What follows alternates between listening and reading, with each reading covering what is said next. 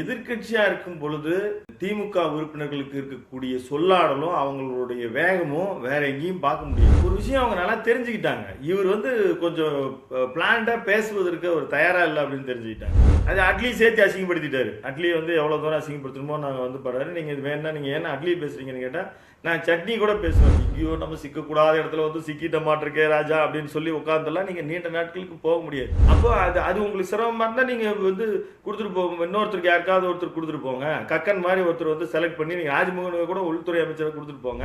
அதாவது முதலமைச்சர் உறுதிமொழி ரகசிய காப்பை மனப்பாடமா ஒப்பிச்சு இதுக்கு முன்னால ஒபாமா ஒரு முறை ஒப்பிச்சு அது ரீடேக் பண்ணாரு. கூட்டணி அங்கதான் சொல்லிட்டு இருக்கிறது சரியா இருக்காது அப்படின்றத அவங்க திருப்பி வலியுறுத்துறதுக்கு அந்த எறும்பூர கல் தேய்ந்து இன்னைக்கு அவங்க அந்த கூட்டணியை முறிச்சிருக்காங்க.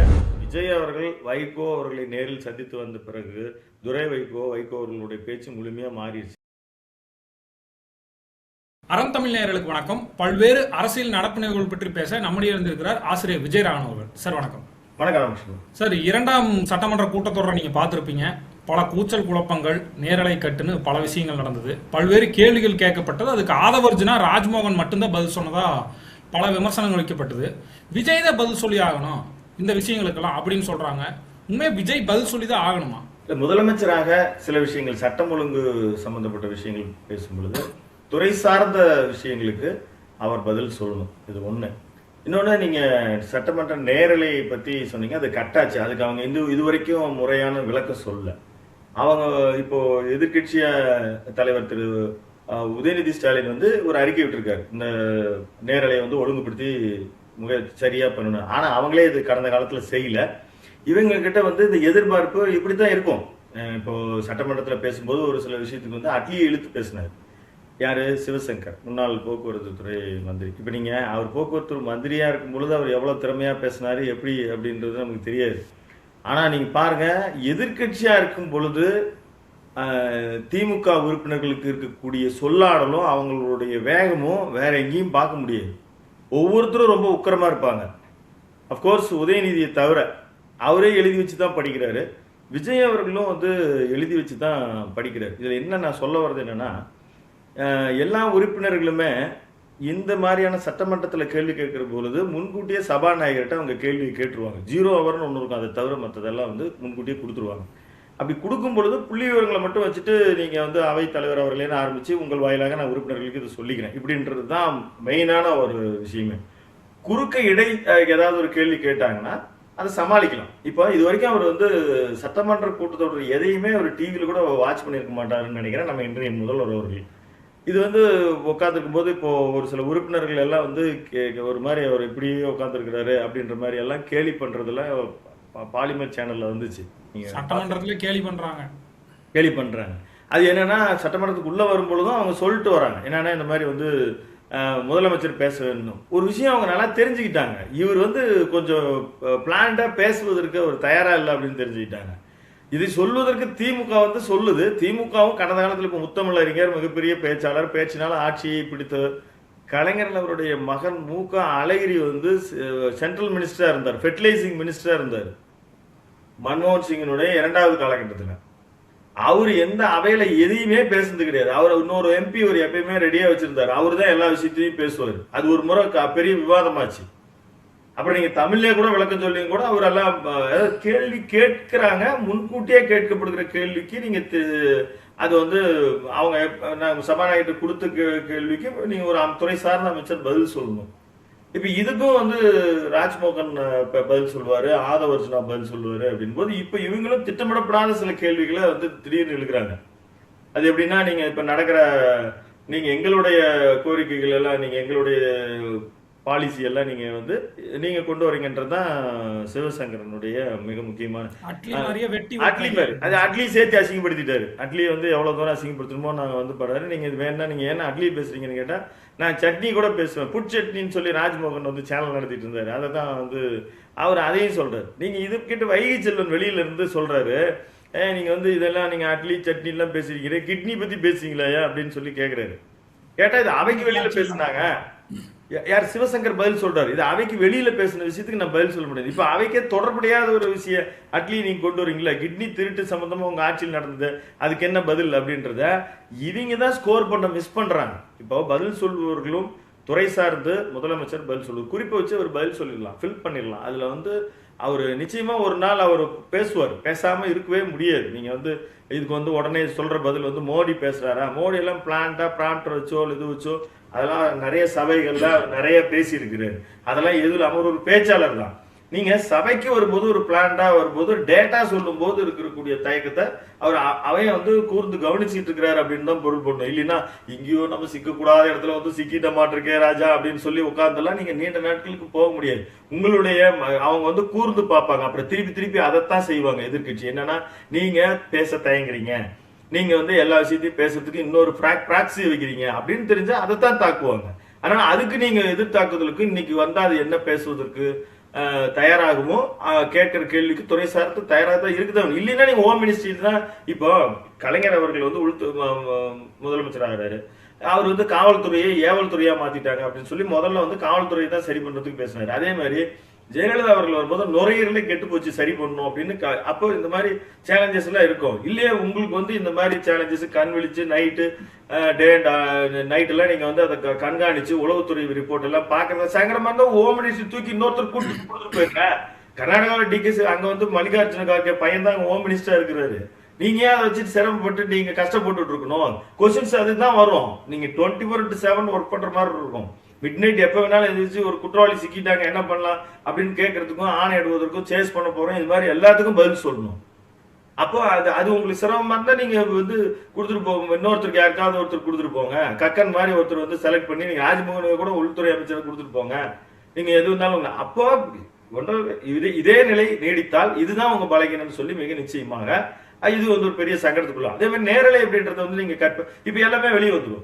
யார் பேசுனாங்க, ஆப்னன்ட் பேசுறது, அவைக்கு உள்ள என்ன நடந்துச்சு எப்படினாலும் வெளியே வரும். அதனால கட் பண்றதுனால ஒரு பெரிய ஒரு பெனிஃபிட் எல்லாம் கிடையாது.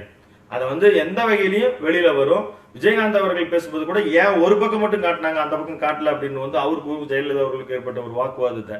அதனால எல்லாரும் வந்து இதுக்கான ஒரு தனி தயாரிப்போட செல்வதுதான், அதாவது தாவேகா சைட்ல தயாரா செல்வதுதான் சரியா இருக்கும்.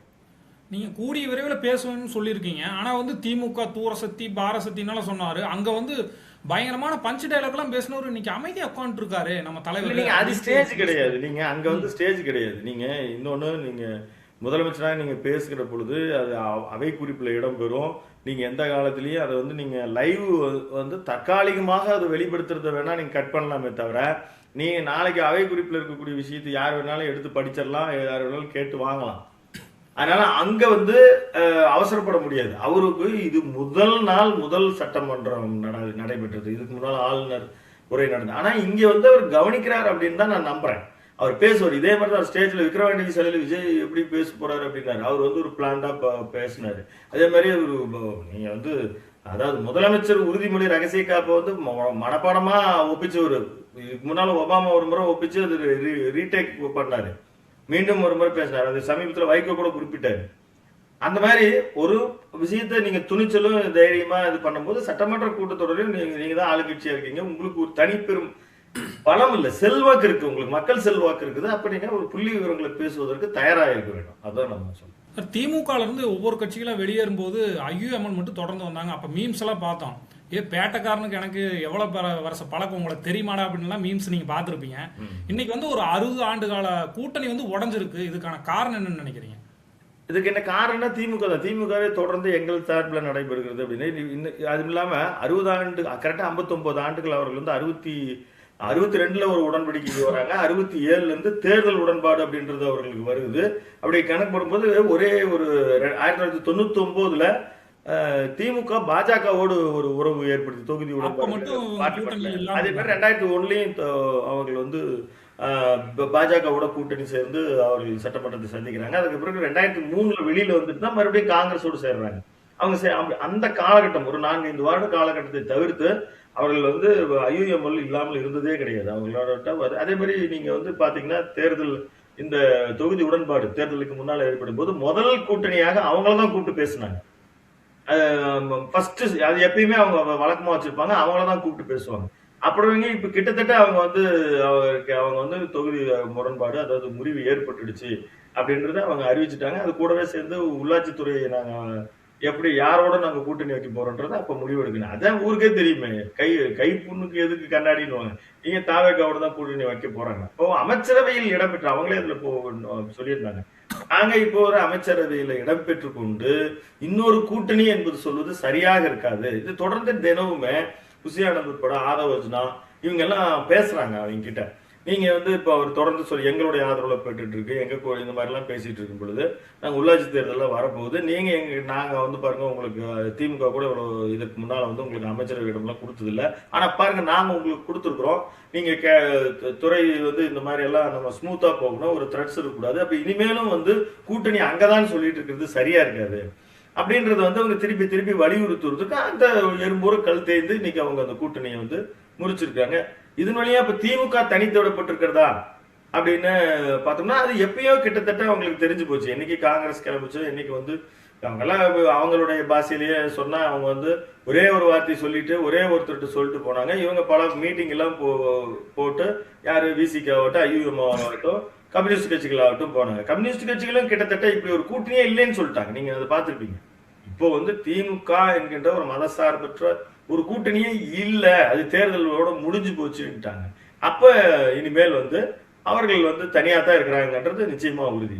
திமுக கூடாரமே காலி ஆயிடுச்சுன்னு சொன்னீங்க. வைகோ அவர்கள் மட்டும் அங்க இருக்காரு. அவர் அது கூட 27ஆம் தேதி இன்னைக்கு நம்ம பேசிட்டு இருக்கோம். 21ஆம் தேதி நம்ம பேசிட்டு இருக்கோம். 27ஆம் தேதி அவர் ஆல்மோஸ்ட் தெரிஞ்சு போச்சு. அவர் வந்து முதல்ல இந்த மாதிரி குதிரை பேரம் இங்க மாதிரி வெற்றி பெற்றவர்களை அந்த பக்கம் இழுக்கிறது இது மாதிரிலாம் பேசும்போது அவர் சொல்லிட்டாரு. ஏன்னா என்னுடைய பீரியட்ல நான் போய் கம்பம் ராமகிருஷ்ணன் அவர்களுக்கு வந்து நான் போய் அதாவது வீதி வீதியா போய் நான் பிரச்சாரம் பண்ணேன். என்னோட ஏற்பட்ட முரண்பாட்டில் நீங்க கூட்டிட்டு போயிடலையா, அதெல்லாம் எப்படி நியாயம், அதெல்லாம் எப்படி நியாயம்னா இதுவும் நியாயம்தான் அப்படின்னு அவர் அப்ப இருந்தே அவர் வந்து ஒரு விஜய் அவர்கள் வைகோ அவர்களை நேரில் சந்தித்து வந்த பிறகு துரை வைகோ அவர்களுடைய பேச்சு முழுமையா மாறிடுச்சு. அப்ப திமுகவினுடைய கூட்டணியில் இருந்தது திமுகவை தவிர்த்து இப்ப 90% வந்துட்டாங்க. இன்னைக்கு கொங்கு நாடும் தேசிய தேமுதிகவும் மட்டும்தான் அங்க இருக்கிறாங்க.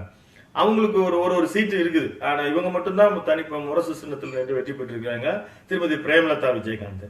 மற்றபடி அவர் பொள்ளாச்சி நித்யானந்தமும் அவரும் கிட்டத்தட்ட அவங்க வந்து இன்னும் அவங்களோட ஒரு நெருக்கத்தை தான் பாராட்டிட்டு இருக்கிறாங்க. அவங்களுக்கு வந்து வேற திங்கிங்கே கிடையாது. ஏன்னா கம்யூனிஸ்ட் கட்சி ஒரு கூட்டணி இல்லைன்னு சொன்ன போது அது ரொம்ப ஆக்ரோஷமா அதனுடைய தலைவராக இருக்கக்கூடிய கொங்கு ஈஸ்வரன் அவர்கள் வந்து பேட்டி கொடுத்ததையும் பார்த்தோம். அதனால இது வந்து கிட்டத்தட்ட அவங்க இப்ப சட்டமன்றத்துல வந்து ஒரு இதே மாதிரிதான் இப்ப சிவசங்கர் நீங்க பேசும்போது கவனிச்சிருக்க கூட அவரு கேட்டாரு, அவர் அருண்ராஜ் அவர்களை பார்த்து கேட்டாரு, நீங்க இனிமேல் தனிச்சு நிக்க தயாரா அப்படின்னு. இது வந்து நாங்க தனிச்சுதான் இவ்வளவு வாக்கு சதவீதம் வாங்கியிருக்கோம் அப்படின்னு அவர் சொன்னார். யாரு அருண்ராஜ் அவர்கள். இனிமேல் நீங்க தனிச்சு நிக்க தயாருக்குன்னா நாங்க தனிச்சுதான் நிக்க போறோம் அப்படின்னு சொல்லி திமுக சொல்லுது. வேற வழி இல்ல, நீங்க அவங்களுக்கு வேற வழியே இல்ல.